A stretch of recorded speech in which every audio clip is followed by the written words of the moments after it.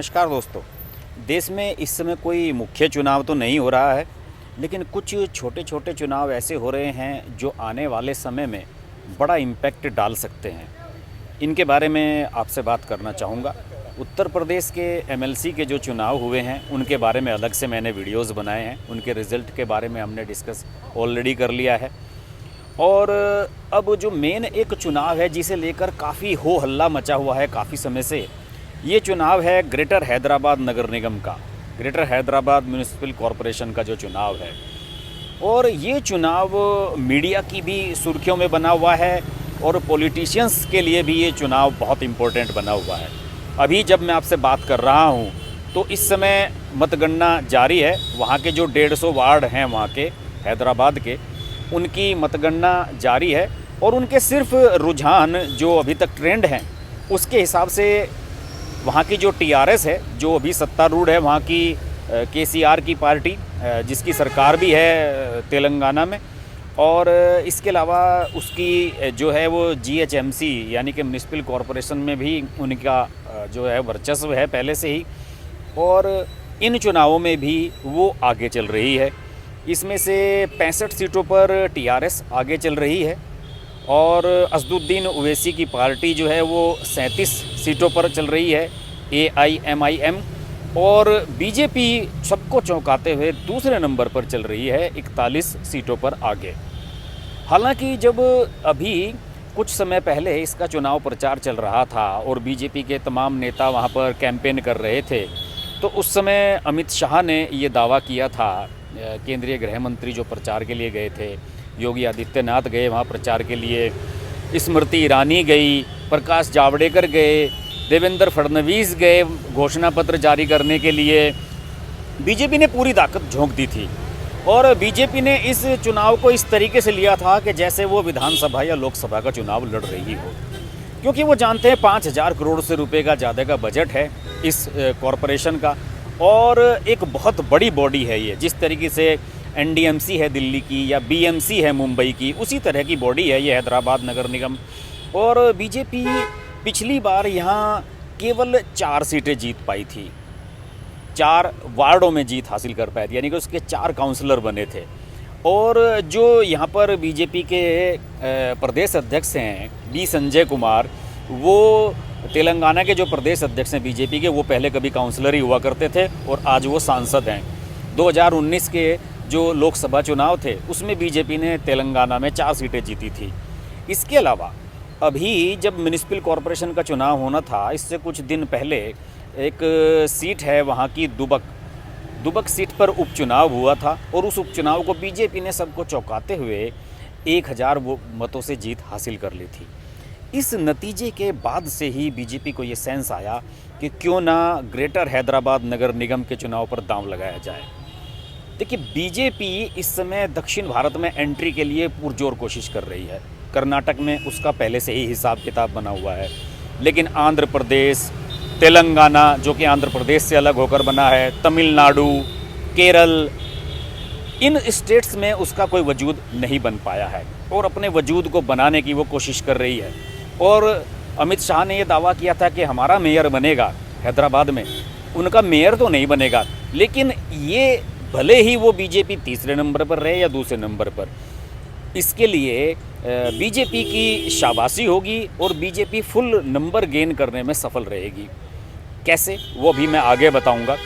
फ़िलहाल जो स्थिति है इसमें शुरुआत जब आज हुई मतगणना की तेलंगाना में, तो वहाँ पर पहले नंबर पर जो पोस्टल बैलेट खुलते हैं वो खुले थे और उनमें से बीजेपी को 87, टीआरएस को 33 और AIMIM को 17 सीटों पर बढ़त मिली थी। यानी कि सुबह से ही संकेत ये मिलने शुरू हो गए थे कि बीजेपी इस बार कुछ ना कुछ चौंकाने वाला यहाँ पर करने जा रही है।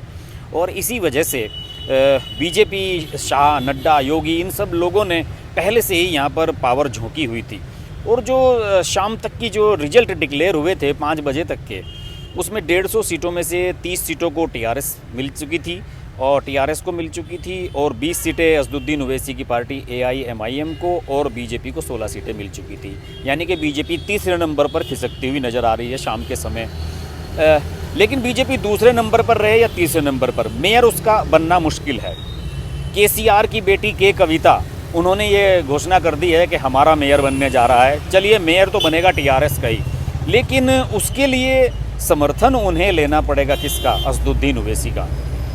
और अगर असदुद्दीन ओवैसी का समर्थन लेना पड़ा उन्हें, अकेले दम पर वो नहीं बनाने की स्थिति में नज़र आ रहे हैं अपना मेयर, अगर असदुद्दीन का उन्हें समर्थन लेना पड़ा तो बस समझ लीजिए कि बीजेपी की बल्ले बल्ले हो जाएगी। क्योंकि अमित शाह ने और बीजेपी के बाकी नेताओं ने जो कैंपेन किया था हैदराबाद में, उन सब ने यही कहा था कि अंदर खाने असदुद्दीन ओवैसी और टीआरएस आपस में मिले हुए हैं, जबकि टीआरएस और असदुद्दीन ओवैसी दुर्प्रतिद्वंदी हैं। हैदराबाद की अगर बात करें, हैदराबाद से सांसद हैं असदुद्दीन ओवैसी, लेकिन बीजेपी ने खूब जोर लगाया और बीजेपी इस मैसेज को देने में सफल रही कि अगर आप टीआरएस को वोट देंगे या असदुद्दीन ओवैसी को वोट देंगे तो आप समझ लीजिए कि एक ही जगह वोट दे रहे हैं, क्योंकि आखिर में इनको मिल जाना है। अमित शाह ने तो ये भी कह दिया था कि इनका इलू इलू चल रहा है आपस में, जिसे कहते हैं I love you I love you. और अगर ऐसा होता है और अगर टीआरएस समर्थन लेती है असदुद्दीन ओवैसी की पार्टी का, तो बीजेपी अपने आप को हैदराबाद में सेकंड फोर्स के रूप में स्थापित करने में सफल रहेगी। हैदराबाद का मतलब मैं क्या कह रहा हूँ, तेलंगाना स्टेट में उनका ये मैसेज जाएगा। और 2023 में यहाँ जब चुनाव होंगे विधानसभा के, तो उस समय बीजेपी असदुद्दीन ओवैसी की पार्टी का भी विकल्प होगी और टीआरएस का भी विकल्प होगी। और यही सेंस करते हुए बीजेपी ने स्ट्रेटजी बनाई थी कि इन चुनावों को जोरदार तरीके से लड़ा जाए। देखिए, अगर इसकी रणनीतिक सफलता की बात करूं तो बीजेपी निश्चित रूप से अपनी रणनीति में सफल रही है। हालांकि अमित शाह ने यह कहा था कि हमारा मेयर बनेगा, लेकिन मुझे लगता है कि वो सिर्फ इस एक परसेप्शन का खेल कर रहे थे और वो ये दिखाना चाह रहे थे कि हम यहाँ पर कितनी बड़ी फोर्स के रूप में आ रहे हैं। इसके अलावा जो पार्टी के बड़े नेता हैं, उन लोगों के अगर ट्वीट्स देखें, आप सोशल मीडिया पर उनकी पोस्ट देखें, सब ने एक दूसरे को बधाई देनी शुरू कर दी है। उन सब का मानना है कि ये बड़ी सफलता बीजेपी वहाँ पर हासिल करने जा रही है। हरदीप सिंह पुरी का ट्वीट है, खुशबू सुंदर जो कि तमिलनाडु से आती हैं, फिल्म अभिनेत्री हैं, अभी कुछ समय पहले बीजेपी में आई हैं, उन्होंने भी इसे अच्छी जीत बताया है। और सबका ये मानना है कि बीजेपी अब तेलंगाना में अल्टरनेट फोर्स बन गई है, यानी कि विकल्प बन गई है तेलंगाना टीआरएस का, जो केसीआर की पार्टी है चीफ मिनिस्टर की। और सबसे मेन बात क्या हुआ है इसमें? सबसे मेन बात ये हुई है कि सबसे बड़ी चिंताजनक स्थिति है यहाँ पर कांग्रेस की और टीडीपी की। टीडीपी याद है आपको, हैं? तेलुगु देशम पार्टी चंद्रबाबू नायडू वाली, जो कभी आंध्र प्रदेश में जिसकी तूती बोलती थी, लेकिन उन्हें आंध्र प्रदेश से वाईएसआर कांग्रेस ने, जगन मोहन रेड्डी ने साफ़ कर दिया और यहाँ से उन्हें टीआरएस ने साफ़ कर दिया। जब से वो एनडीए से अलग हुए उनकी दुर्गति हो रही है और वो कहीं के नहीं रहे। और अब इसमें जो बीजेपी इमर्ज कर रही है तेलंगाना में, तो राजनीति के जानकारों का ये मानना है कि जो टीडीपी का वोट बैंक है वो शिफ्ट हो रहा है बीजेपी को। जो लोग टीआरएस को वोट नहीं देते या असदुद्दीन ओवैसी को वोट नहीं देते, वो अब बीजेपी को वोट दे रहे हैं और ये बीजेपी के लिए बड़ा संकेत है। इसके अलावा कांग्रेस की स्थिति भी यहाँ बहुत ज़्यादा ख़राब हो रही है। कांग्रेस लगभग यहाँ से साफ़ हो रही है। और जैसे कि मैंने बताया कि बी संजय कुमार जो यहाँ के प्रदेश अध्यक्ष हैं बीजेपी के, वो कभी काउंसलर रहे हैं और आज सांसद हैं। और ये आप मान सकते हैं कि बीजेपी ने अपने ग्रास रूट लेवल के कार्यकर्ताओं को कितना बड़ा स्थान अपनी पार्टी में दिया है।